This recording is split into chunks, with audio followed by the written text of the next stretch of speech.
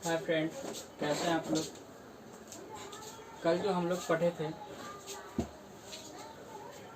पाचन तंत्र के बारे में, जो स्ट्रक्चर द्वारा हम लोग समझे थे पूरी डिटेल से, जैसे कि मनुष्य पाचन कैसे होता है, वो मुख्य गुहा से होता है, अमाशय एवं छोटी आंत से। और छोटी आंत, मुख्य गुहा एवं अमाशय में बहुत सारे ग्रंथियां पाई जाती हैं, जिसका हम लोग क्या करेंगे, परिभाषित करेंगे। यानी कि लिखने का एक तरीका, उसके बारे में हम समझ चुके हैं, सिर्फ लिखना है। यानी कि उसके बारे में लिखेंगे कैसे, उसके बारे में हम ध्यान देते हैं। तो पहला टॉपिक क्या है मेरा, मनुष्य में पाचन। इसके बारे में हम लोग कैसे लिखेंगे, ध्यान दें। मनुष्य एवं जंतुओं में एक विशेष अंग होता है। क्या होता है, मनुष्य एवं जंतुओं में एक विशेष अंग होता है, उसे हम क्या कहेंगे, आहार नाल कहलाता है। उसे क्या कहते हैं, आहार नाल कहलाता है। यह एक कुंडलित की तरह होता है। किसकी तरह होता है, कुंडलित की तरह, यानी कि एक लपेटा हुआ रहता है। ठीक है, इसकी लंबाई 8 से 10 मीटर होता है, जो मुख गुहा से शुरू होकर मल द्वार यानी कि बहिष्करण की जो क्रिया होती है वहां तक ये क्या होता है, फैला हुआ होता है। आहार नाल में पाचन ग्रंथियां होती है। आहार नाल में क्या होता है, पाचन ग्रंथियां होती है। जैसे कि आहार नाल मुख में हो गया, मुख गुहा से तो शुरू होता है और कहाँ तक जाती है, ये मल द्वार यानी कि बहिष्करण तक। तो पाचन की क्रिया 3 जगह होती है, वो कल हम लोग पढ़ लिए थे, मुख में, अमाशय में और क्षुद्रांत यानी कि छोटी आंत में। ठीक है, तो आहार नाल में क्या होता है, पाचन ग्रंथियां होती है, जिसमें पाचक रस पाया जाता है, यानी कि पाचक रस का स्रावित होता है। पाचन ग्रंथियां और पाचक क्रिया मिलकर क्या बनाता है, पाचन तंत्र का निर्माण करता है। पाचक ग्रंथियां और पाचक क्रिया मिलकर पाचक तंत्र, पाचन तंत्र का निर्माण करते हैं। ठीक है, चलिए, तो इस प्रकार से हम लोग लिख सकते हैं। नेक्स्ट देखेंगे क्या, मुख में पाचन कैसे होता है, यानी कि इसके बारे में कैसे लिखेंगे। भोजन का अंतःग्रहण, भोजन जो हम लोग खाते हैं, अंतःग्रहण करते हैं, वो मुख गुहा में होता है। किसमें होता है, मुख गुहा में होता है। ठोस भोजन को दांतों द्वारा छोटे छोटे टुकड़े में बदला जाता है। मुख गुहा में लार पाए जाते हैं। क्या पाए जाते हैं, लार पाए जाते हैं। यानी कि मुख गुहा में लार पाए जाने वाले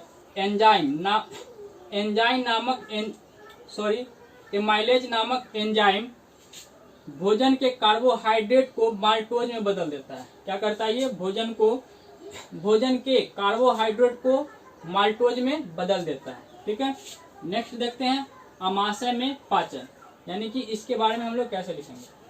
अमाशय में पाए जाने वाले जठर ग्रंथियां होती है। कौन सी ग्रंथियां होती हैं, जठर ग्रंथियां होती हैं, जिसमें जठर रस का स्राव होता है। ठीक है, जठर रस में पेप्सिन और रेनिन नामक प्रोटीन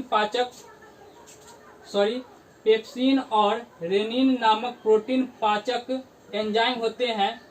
पेप्सिन अघुलनशील प्रोटीन को घुलनशील पेप्टोन में बदल देता है। क्या करता है ये, अघुलनशील प्रोटीन को घुलनशील पेप्टोन में बदल देता है। अमाशय भोजन का पाचन अम्लीय माध्यम में होता है और इसके अंदर HCl यानी कि हाइड्रोक्लोरिक एसिड अम्ल बनाता है, जो जीवाणुनाशक होते हैं। इसमें एक चीज हमको नया मिलने को देखा है, रेनिन जो है वो बच्चों में पाया जाता है। जैसे कि बच्चे जो है दूध पीते हैं, यानी कि जो दूध पीते हैं उसमें ये पाचन की क्रिया होती है, यानी ये प्रोटीन जो है इसको क्या करता है, तोड़ने की क्रिया किया जाता है। तो ये खासकर किसमें पाया जाता है, रेनिन बच्चों के शरीर में पाए जाते हैं। ठीक है, नेक्स्ट देखते हैं यकृत के बारे में। यह शरीर की सबसे बड़ी ग्रंथि है, लगभग 1.5 kg का होता है, 1.5 यानी कि kg का होता है। यह उदर गुहा के ऊपर दाहिनी भाग में अवस्थित है। क्या है ये, दाहिनी भाग में अवस्थित है। यकृत में पित्ताशय नामक एक थैली होता है, जिसमें पित्त रस का स्राव होता है। पित्त गाढ़ा एवं हरा रंग का क्षारीय द्रव होता है। क्या होता है? पित्त जो है गाढ़ा एवं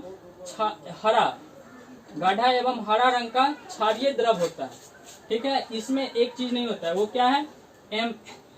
एंजाइम जो है वो नहीं पाया जाता है, यानी कि इसमें एंजाइम नहीं होता है।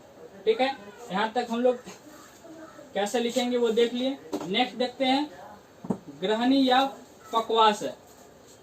ग्रहणी या पक्वाशय में पाचन, यानी कि इसके बारे में हम लोग कैसे लिखेंगे। अमाशय के बाद भोजन ग्रहणी में पहुंच जाता है, यानी कि देखें तो अमाशय के बाद भोजन ग्रहणी में पहुंचता है, जहां क्षारीय माध्यम में पाचन क्रिया होती है। किस माध्यम में होता है? क्षारीय माध्यम में पाचन क्रिया होती है। पक्वाशय छोटी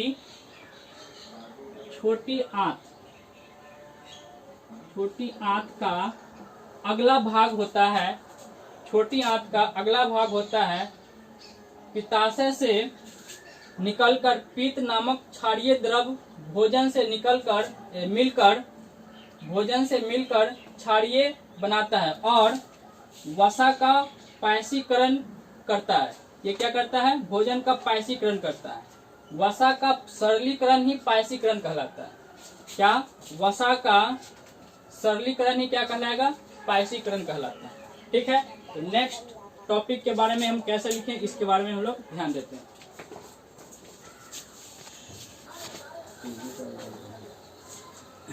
चलिए अगला टॉपिक देखते हैं, आग्नेयाशय। इसके बारे में हम लोग कैसे लिखेंगे, देख रहे हैं यहाँ पे कि कैसे लिखेंगे, उसके बारे में हम लोग लिख दिए हैं। इसके सिर्फ बताना है कि अमाशय के ठीक नीचे तथा ग्रहणी को घेरे पीले रंग की एक ग्रंथि होती है।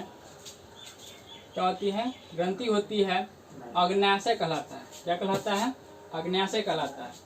आग्नेयाशय रस में टिप्सिन, लाइपेज, एमाइलेज, न्यूक्लियस नामक एंजाइम पाया जाता है।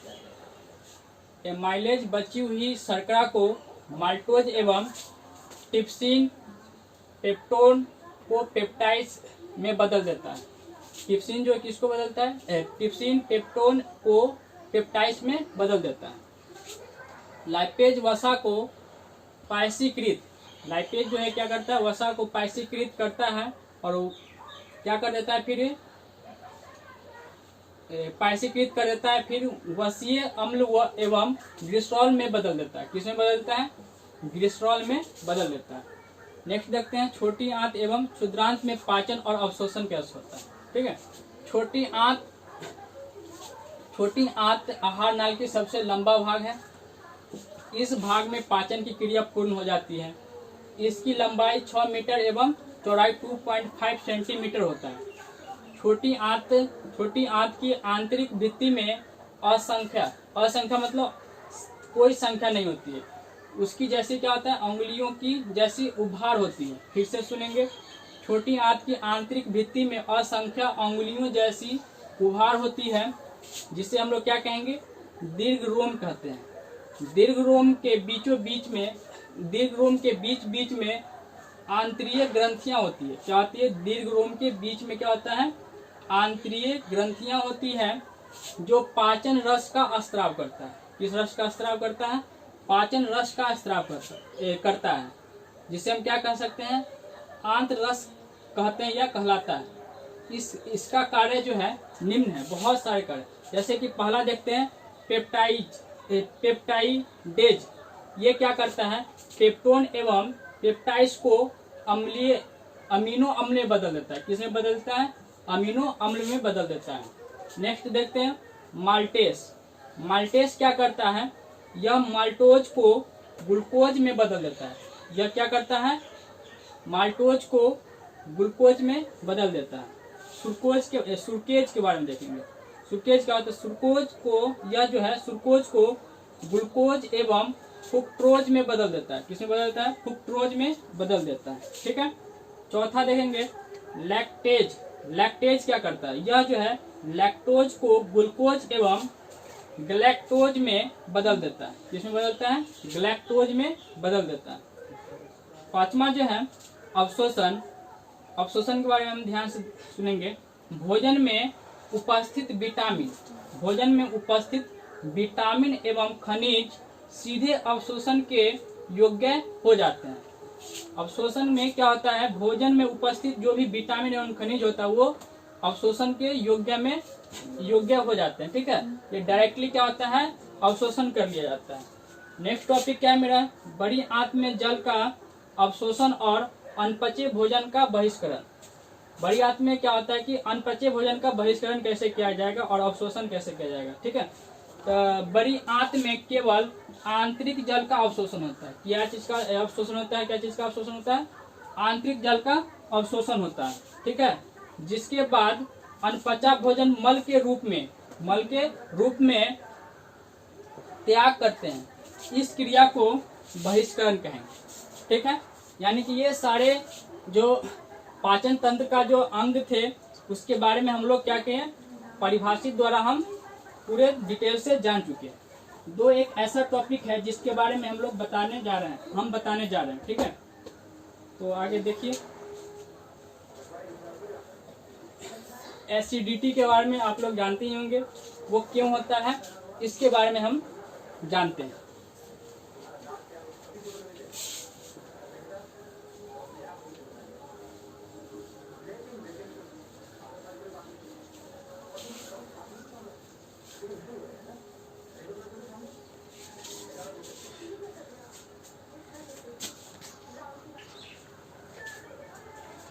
चलिए आइए हम लोग जानते हैं किसके बारे में? एसिडिटी के बारे में। एसिडिटी में होता क्या है? जब कोई व्यक्ति समय पर भोजन नहीं करता। आप लोग जानते हैं कि जब कोई व्यक्ति जो है भोजन जो है समय पे नहीं करता है और अक्सर वो भूखा रह जाता है। कभी कभी काम की वजह से या जो भी कार्य की वजह से कभी कभी हम लोग क्या करते हैं? भूखा भी रह जाते हैं और भोजन नहीं कर पाते हैं। तो उस समय होता क्या है? तब उसके अमाशय के अंदर क्या होता है? उसके अमाशय के अंदर जठर रस का स्त्राव हो जाता है, जो असंतुलन उत्पन्न हो जाता है। इसमें क्या होता है? असंतुलन क्या होता है? उत्पन्न हो जाता है। ठीक है, असंतुलन उत्पन्न हो जाता है जब अमाशय में भोजन नहीं होता है। अमाशय में भोजन नहीं होता है उस समय भी हाइड्रोक्लोरिक एसिड और जठर आंतरिक भित्ति या सलेस्मा के बारे में हम लोग पढ़े थे। किसमें पढ़े थे? वो अमाशय में पढ़े थे। किसमें पढ़े थे? अमाशय। और HCl यानी हाइड्रोक्लोरिक एसिड जो होती है वो किसमें होता है? अमाशय में होता है। ठीक है, तो हाइड्रोक्लोरिक अम्ल और जठर रस का स्त्राव हो जाता है।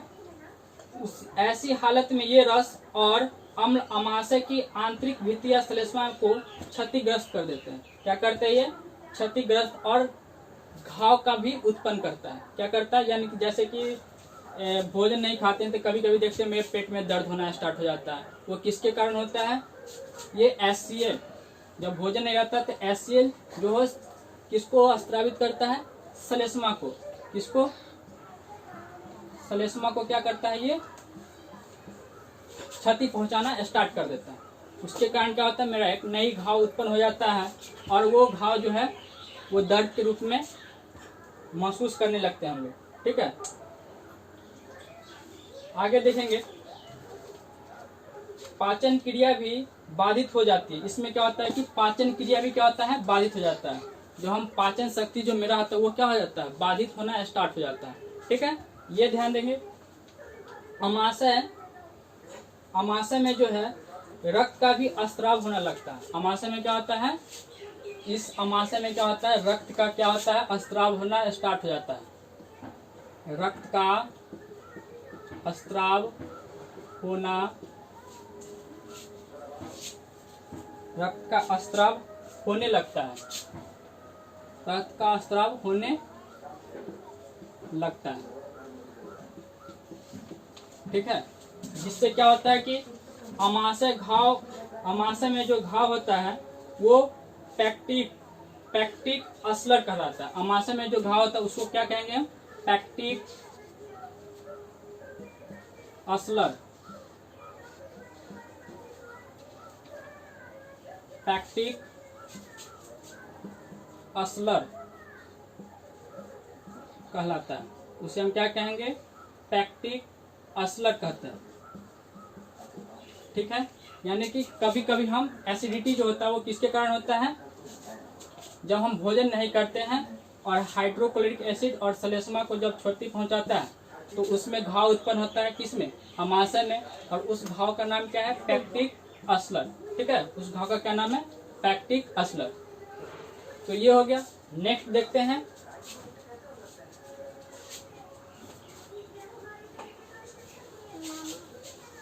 आप बोलो। ये क्या आप दिए हमको?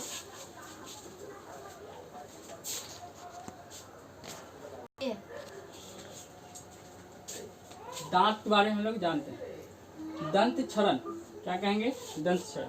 दंत क्षरण में होता क्या है कि दांत के ऊपर एक चमकीली और कठोर परत पाई जाती है जिसे हम क्या बोलेंगे? इनेमल कहेंगे। क्या कहेंगे? इनेमल। जिसे क्या कहेंगे हम? इनेमल कहेंगे। जब दांत पर चीनी या शर्करा की परत होती है तब जीवाणु उस पर शर्करा के साथ अभिक्रिया कर लेते हैं। क्या करते हैं? जीवाणु, यानी कि दांत के ऊपर जब हम चीनी और शर्करा, दांत के ऊपर जब हम चीनी और शर्करा की परत जब होती है परत, तो उसमें क्या करता है जीवाणु? अपना जीवाणु अपना क्या करता है? वो अभिक्रिया कर लेता है। क्या करता है? वो अभिक्रिया कर लेता है। और अभिक्रिया करने के बाद वो अम्ल बना लेते हैं। क्या बना लेते हैं? एसिड, यानी कि अम्ल बना लेते हैं। और अम्ल बनाने के बाद वो क्या करता है? इनेमल जो परत पाई जाती है दांत पे, इनेमल, इसको क्या करता है? ये जो इनेमल है उसको क्या करता है? ये ढक देता है, यानी कि उसको क्या कहेंगे? दंत फलक। क्या करता है इसको? ये अम्ल के द्वारा क्या करता है? इसे ढक देता है, जिसे हम क्या कहेंगे? दंत फलक कहेंगे। दंत फलक, दंत फलक। ठीक है, दंत फलक के बाद ध्यान देंगे, दांत को ढक लेता है। ये दंत फलक क्या करता है? उसे ढक लेता है और उसके अंदर अम्ल बनाने वाले जीवाणु, दंत यानी कि इसके इनेमल के अंदर जो जीवाणु रहते हैं वो अम्ल बनाते हैं। उसको क्या करता है? ये दंत फलक ढकने के बाद इस प्रकार अम्ल के प्रभाव से दांत कमजोर और टूट जाते हैं। ढकने के बाद जो फिर हम खाना खाते हैं उसको फिर क्या करता है? वो दांत को वो कमजोर कर देता है। ठीक है, जिसके कारण हमारी दांत जो है टूटना स्टार्ट हो जाता है। कमजोर एवं टूटने लगते हैं। ठीक है, चलिए, तो हम अभी तक क्या देखें? एसिडिटी कैसे होते हैं और दंत में जो होते हैं संक्रमण वो कैसे होते हैं। ठीक है, तो ये सारे थे हमारे जैव प्रक्रम का पहला चैप्टर, जिसमें पोषण के बारे में पढ़ना था। और भारतीय वन की किताब में देखा जाए तो जैव प्रक्रम में जो पोषण के बारे में हम लोग पढ़े हैं वो, ऐसे तो पोषण की परिभाषा, जैव प्रक्रम की परिभाषा में पोषण, श्वसन, परिवहन यानी कि वहन एवं उत्सर्जन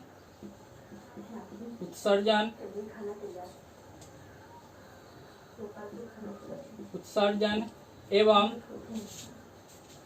जनन, ये सारे जो है जैव प्रक्रम में ही पढ़ना है। लेकिन भारतीय वन की किताब में जो है वो अलग अलग चैप्टर में बांट दिया गया। पोषण के बारे में अलग, श्वसन के बारे में अलग, वहन के बारे में अलग, उत्सर्जन के बारे में अलग, जनन के बारे में अलग, एवं नियंत्रण एवं शमन में, ये सारे जो है अलग अलग चैप्टर में बांट दिया गया।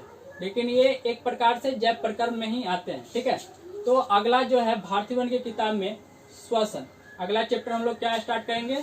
श्वसन के बारे में। इसके बारे में श्वसन के बारे में पढ़ेंगे। तो आप लोग क्या करिएगा, अगला चैप्टर जो है श्वसन, उसके बारे में पढ़ लीजिएगा ध्यानपूर्वक, ताकि जब हम पढ़ाएंगे उस वक्त आपको बेहतरीन समझ में आएगा। ठीक है, तो ये आज का क्लास खत्म हुआ और इसी के साथ जैव प्रक्रम का पहला जो था पोषण, ये भी खत्म हो गया। तो चलिए अगला वीडियो में हम लोग देखते हैं। Thank you.